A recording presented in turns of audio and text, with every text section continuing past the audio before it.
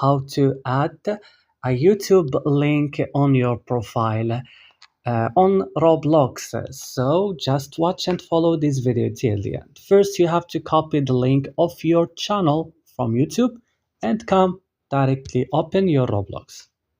It's going to take you directly to the homepage.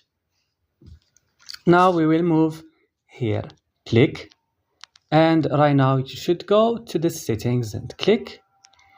And after clicking on the settings, we go to account information and we will find here this page. Right now what we should do, we have to scroll it down and we go to YouTube, paste right now your YouTube channel link, and after doing this, come here and click on save. And that's all. Don't forget to like and subscribe. See you in another tutorial.